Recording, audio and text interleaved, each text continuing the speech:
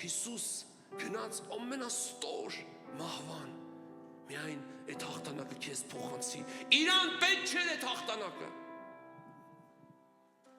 Իրան պետք չէր, որ դժոխքին հաղթեր։ Դժոխքը իրան երբեք չէր հաղթել։ Այդ մեզ էր պետք այդ հաղթանակը։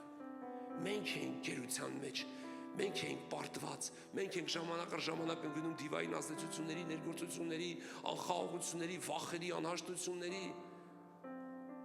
Մենք տարիներով կարող ենք խռով ունենալ ինչ-որ մեկի ու չմտածենք, որ հենց դա դուռ է դեպի դժոխք։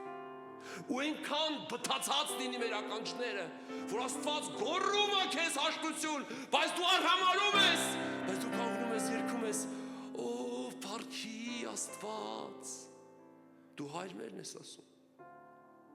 բայց ավետարանն ասում է, թող քո զոհդ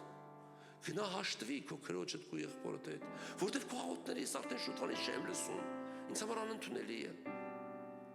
բայց քեզ համար միևնույնն է, որ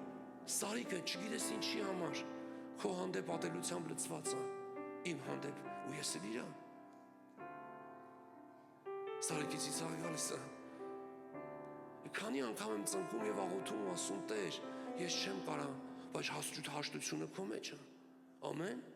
Մենք զզվում ենք լսել հաշտության մասին, ուրեմն դու զզվում ես խաչից։